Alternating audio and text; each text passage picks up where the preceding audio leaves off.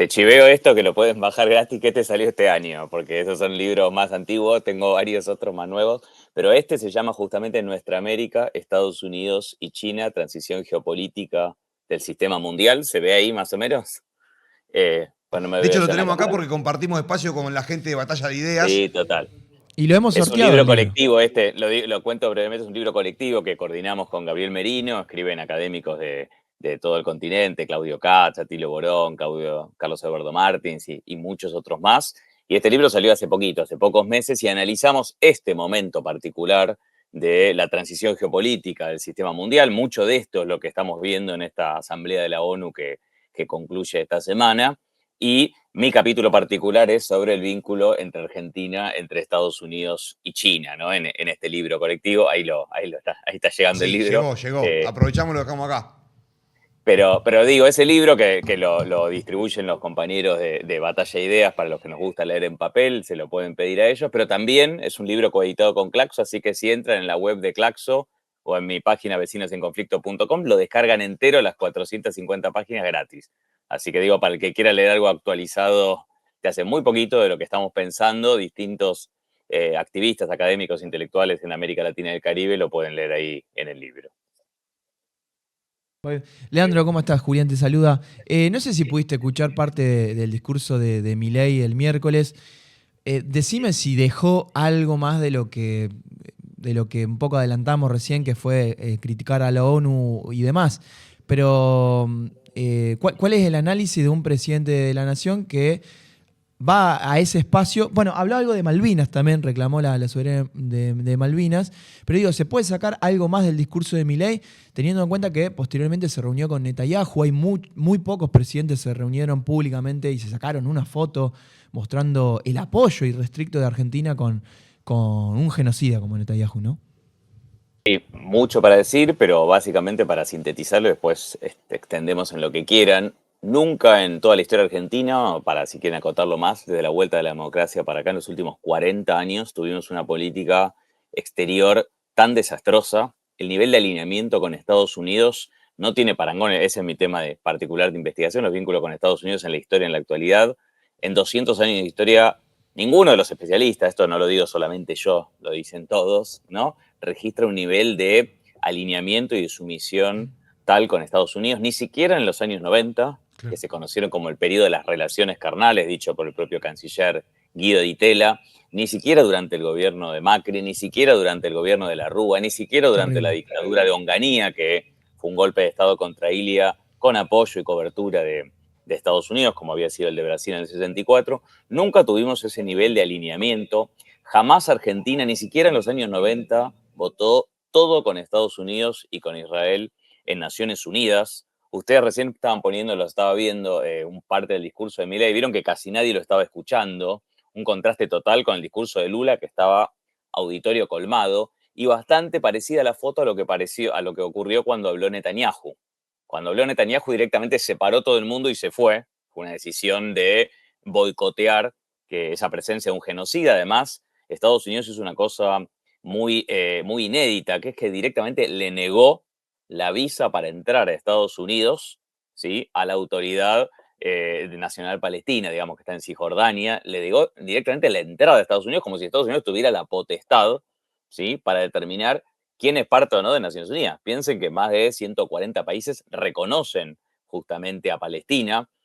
Justamente en esta asamblea, además, una docena de países, incluidos varios de Europa, varios del G7, como Canadá, reconocieron por primera vez el Estado de Palestina y directamente le prohibió a Estados Unidos entrar y participar. Cuando esto se votó la semana pasada, más de 140 países plantearon que se debía dejar hablar al representante de Palestina en la asamblea. Solo 5 votos en contra, 5 abstenciones. Argentina se retiró. Es decir, Argentina está absolutamente aislada en términos internacionales, a pesar de lo que el propio presidente Adorni y 5 o 6 periodistas afines pretenden vendernos, que es que Milei es el gran líder mundial.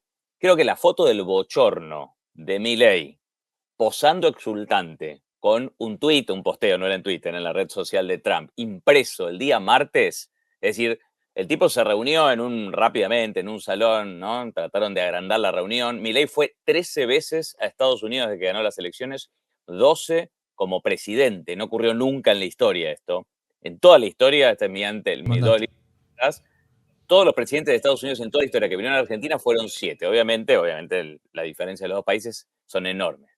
12 veces como presidente en 20 meses fue Milei a Estados Unidos, más una vez más que fue como presidente electo después de haber ganado las elecciones y ya ser presidente electo. Ni una de esas fue visita de Estado.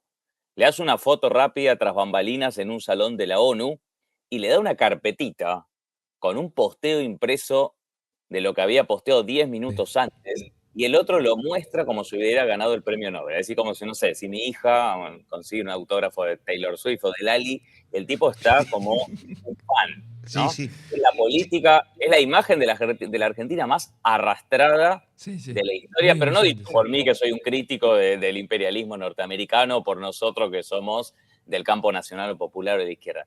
Dicho por todos los especialistas. Mirá, Sí, Milei sí. este año es la primera vez en 60 años que bloqueó los ingresos al ISEN. El ISEN es la escuela de la Cancillería. Te puede gustar o no, Es verdad, tradicionalmente sí. Buen dato. está, digamos, la mayoría son sectores más alineados con una política exterior atlantista. No tiene nada que ver con el surdaje ni con Cuca. Hay de todo, porque hace unos años se amplió.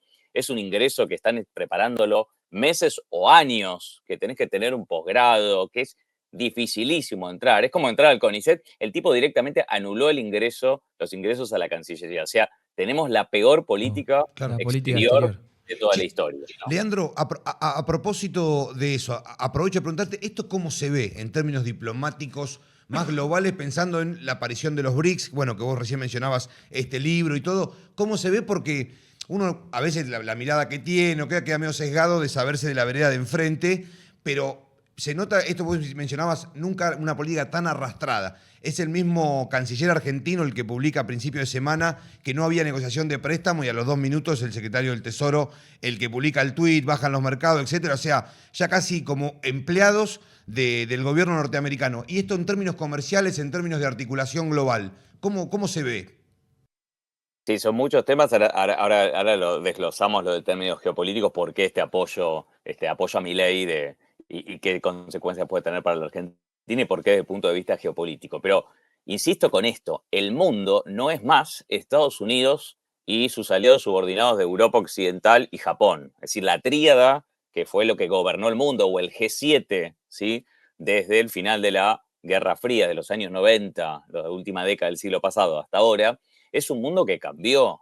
Hace menos de un mes se hizo la cumbre de la Organización para la Cooperación de Shanghái, la 25ª cumbre. Estaba más del 40% de la población mundial. Estaban los jefes de Estado de más de 25 países. Estaba China, Rusia, la India, Turquía, Irán, Afganistán, Pakistán, y puedo seguir mencionando países. El BRICS explica más que el G7 hoy. Y el BRICS se amplió en el año 2023, incorporando 6 países a los 5 originarios, ¿sí? Y hubo una gran gestión de Lula y otros actores para que Argentina fuera parte de ese club al cual están esperando 20 o 30 países para ingresar.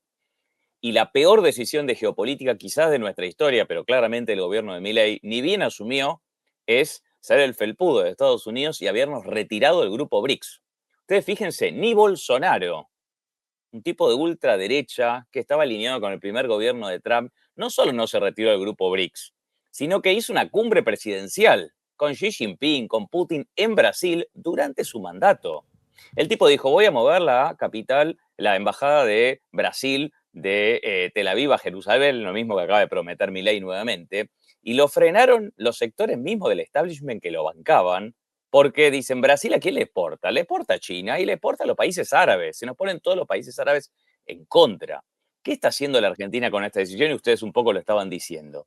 Estamos perdiendo el primero y el segundo mercado. El primero es Brasil. Fíjate, Milei fue 13 veces a Estados Unidos, fue 0 veces a reunirse con Lula en Brasil. O sea, fue una vez, en realidad, a un acto con Bolsonaro, es decir, contra Lula. Hoy Bolsonaro está preso 27 años, ¿sí? Y Trump intentando intervenir en Brasil, poniendo el arancel del 50%, contra una decisión de la Corte Suprema, el nunca más de Brasil, que tuvimos hace 2 o 3 semanas. fue un acto con Bolsonaro y después fue una cumbre del Mercosur donde casi la cara de Lula cuando lo saludó, a diferencia de todos los otros mandatarios, fue muy elocuente. Y lo segundo, se pelea con China.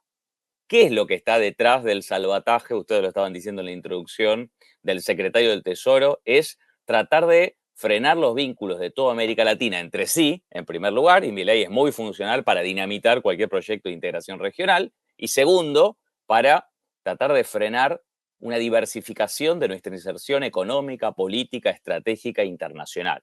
Si nosotros, ¿qué decimos en el libro ese? Vamos hacia un mundo cada vez más multipolar y América Latina tiene que ser uno de esos polos emergentes. Para eso necesitamos, como condición necesaria pero no suficiente, coordinar nuestras políticas exteriores, integración regional y ser una voz más que discuta en ese nuevo mundo más multipolar cuál va a ser el rol de América Latina. No subordinarnos a otros países, a otras potencias emergentes, no subordinarnos ni a China, ni a Rusia, ni a la India, ni a Irán, etcétera, pero sí tener una voz en un mundo cada vez más multipolar. Y el multilateralismo para los países más pequeños o intermedios como nosotros es muy importante. No el multilateralismo unipolar, que es el que Estados Unidos hasta ahora, digamos, defendió de que terminó la Segunda Guerra Mundial. Un multilateralismo que construye ese mundo más multipolar. ¿Pero qué está haciendo Trump y Milley? Es muy funcional. Directamente destrozar el multilateralismo. El discurso de Trump del martes, no sé si lo escucharon, fue mucho más importante y más grave que el de Milley. Fue un discurso directamente de dinamitación de Naciones Unidas, de financiar, se quejó del teleprompter, se quejó de que no andaban las escaleras mecánicas, directamente dijo, así no sirve Naciones Unidas. ¿Sí? Y Milley un poco le hace de segundo, le hace de perrito faldero que repite ese mismo discurso. Esta vez no lo puso tanto en la cuestión ideológica de la agenda woke, como ustedes decían, pero dijo Naciones Unidas no sirve. ¿Por qué dice que no sirve? Porque Naciones Unidas está diciendo, tenemos que terminar, tarde lo está diciendo, pero tenemos que terminar el genocidio, ¿sí?, que está haciendo Israel en Gaza. Por ejemplo, Estados Unidos boicotea todas las decisiones del Consejo de Seguridad y de la Asamblea de Naciones Unidas. Y nosotros estamos aisladísimos del mundo, votando con Estados Unidos, con Israel y con 5 o 6 islas ignotas que nadie ni siquiera recuerda el nombre. Es decir, estamos en el peor momento de aislamiento internacional. Pero como tienen a los sectores financieros de Estados Unidos palmeándole la espalda y haciendo grandes negocios con la Argentina, nos venden que estamos en la mejor inserción internacional. ¿Por qué hace esto Estados Unidos? Es la gran pregunta, ¿no? Que me estás haciendo, ¿por qué rescataron varias veces ya a la Argentina cada vez debe más, no va a poder pagar tampoco esta nueva deuda? ¿Por qué lo hace si Trump lo que está haciendo es recortando los apoyos a otros países? Es decir, está restringiendo los financiamientos del poder blando de Estados Unidos, ¿sí? Está incluso peleándose con socios tradicionales.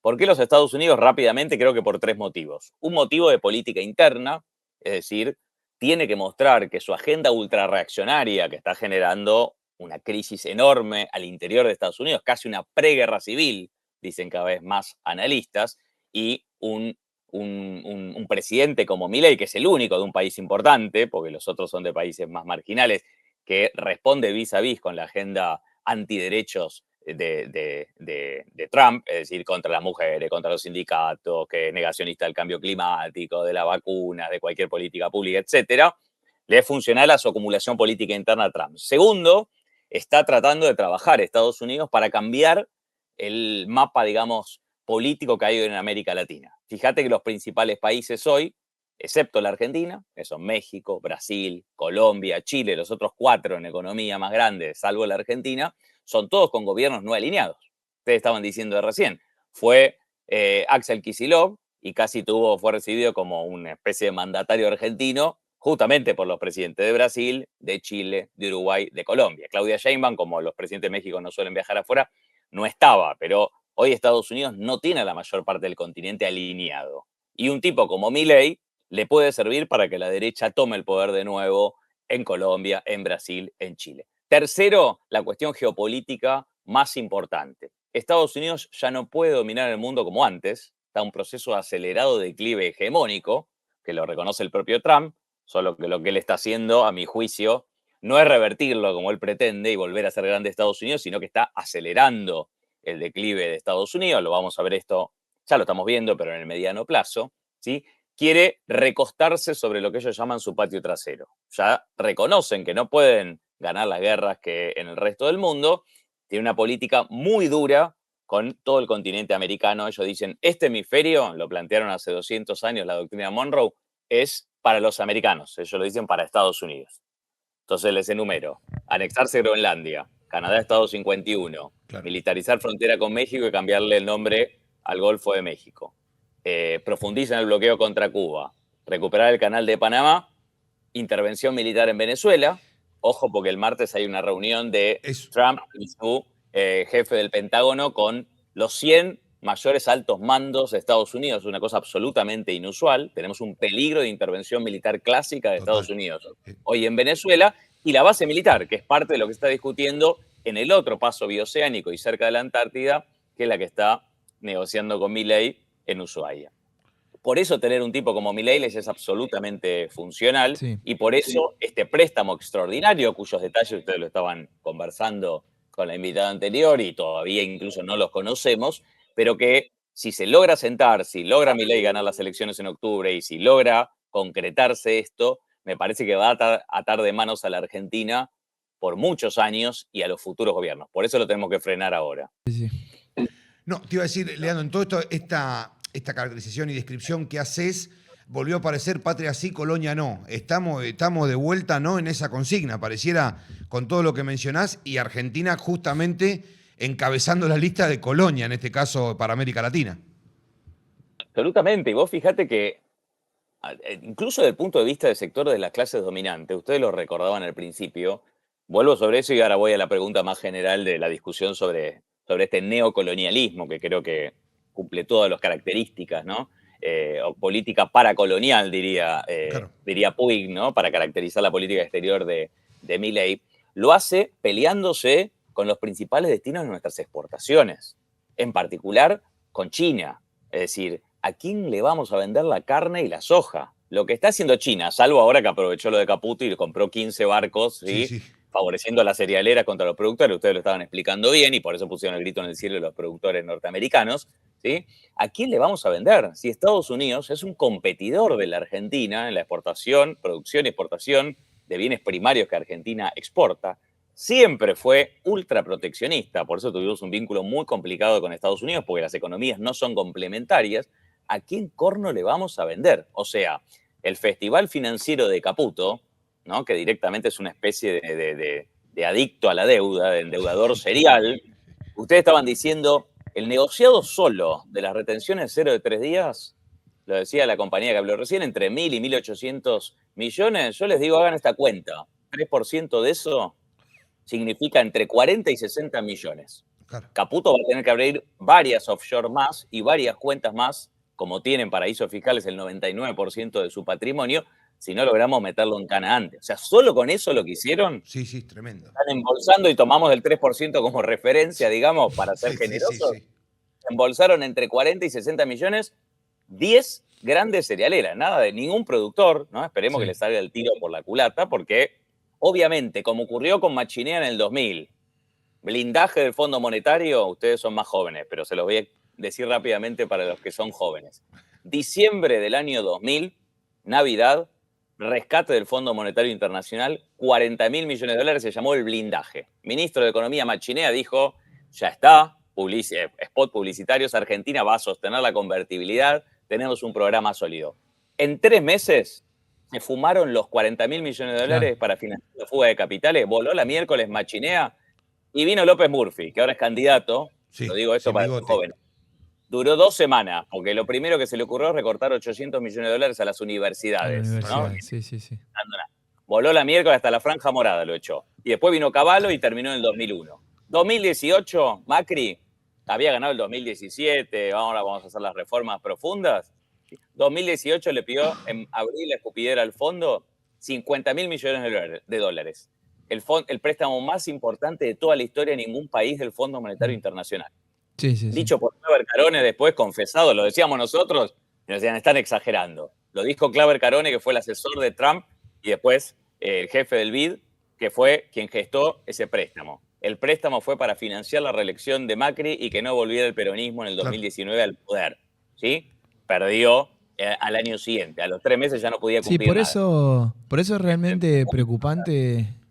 Sí, Sí, sí, no, sí, decime. para meterme un poco, realmente es preocupante que se reproduzca un endeudamiento que a las claras es ilegal en algún punto. Y mi última pregunta por mi parte, Leandro, pasa por ahí.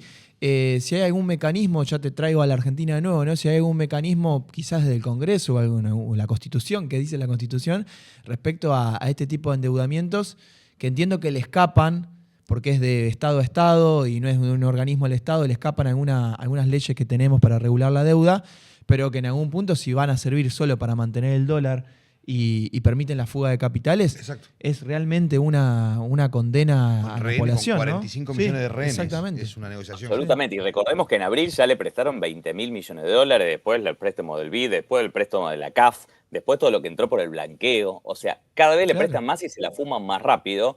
Yo creo que hay 3 mecanismos y me parece que es clave lo que vos decís en nuestra tarea desde la comunicación popular, desde la militancia. Explicar esto es muy difícil porque te la venden en todos lados como ya está, se camó el dólar, bajo riesgo país, etcétera. Ya estamos viendo cierta reversión de eso, pero Scott Bessent, el secretario del Tesoro, que vino en abril al rescate anterior, duró 5 meses, ¿no?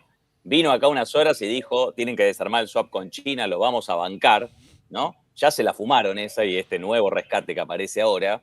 Dijo ayer, le vamos a prestar el dinero después de las elecciones si votan a Milei.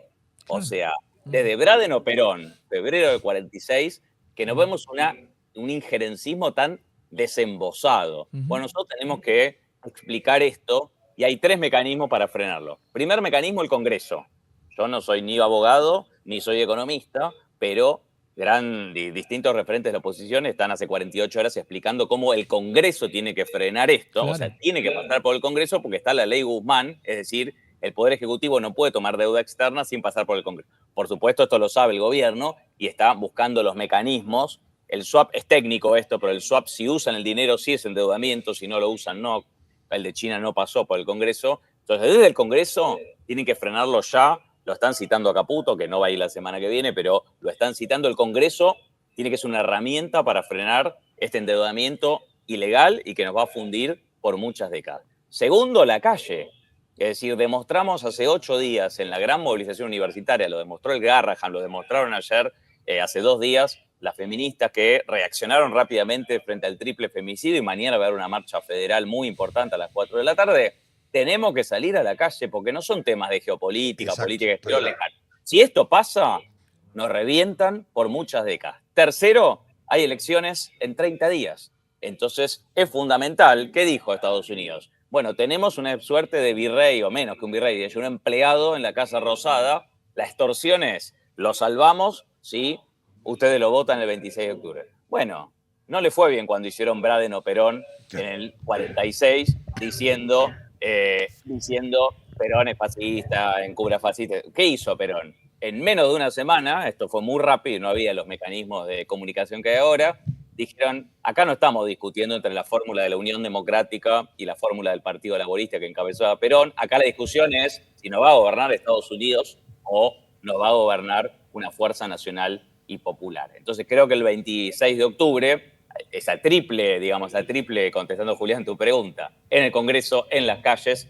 y en el mecanismo que tenemos electoral, me parece que tenemos que frenar esto porque, insisto, no sabemos todavía todo lo no escrito, además de que todavía no está lo técnico de las 3 formas de intervención del Tesoro que declararon ayer, qué es todo lo que hay atrás. Tierras raras, ¿sí? Claro. Ganar licitaciones, cancelar el swap de monedas con China, concesiones comerciales, ¿sí? Y participación directa. Esto lo puso TN, no lo dije yo o algunos marginales que somos conspiranoicos. La principal nota de TN el martes es Estados Unidos, ¿sí? En el sitio de TN, Estados Unidos le pide un uso exclusivo militar norteamericano de parte de la base multimodal que se está construyendo en Ushuaia. Eso es controlar el canal de Beagle y tener un acceso directo a la Antártida. Y eso lo dijo Laura Richardson cuando vino el año pasado durante el gobierno de Biden y Milei se arrastró. Sí. Se tomó un avión para recibirla en Ushuaia, se vistió de marín norteamericano, los granaderos le cantaron el himno norteamericano y dijo, queremos acá una base de los 2 países porque nos interesa la Antártida. O sea, lo dijeron ellos. como lo dijo Scott Bessent ayer. No es nosotros haciendo una interpretación de cuáles son los intereses detrás de ese acuerdo. Así Leandro, me parece, perdón la vehemencia, pero te tenemos que totalmente cortar porque comprensible. tenemos que seguir con el programa. Da para seguirla y te hacemos extensiva la invitación para que algún día vengas acá a la mesa para charlar todos estos temas y poder también profundizar, que son más que interesantes y que nos tienen como protagonistas directos, porque lo último que mencionabas acerca de la calle, sin lugar a dudas, que forma parte de todo esto y no son una cuestión de geopolítica y de una mesa de eruditos, sino que está mucho más al alcance de todos y todas. Te agradecemos desde acá, desde el Gracias, Mañanero en la Leandro. Ciudad de La Plata. a ustedes un abrazo grande.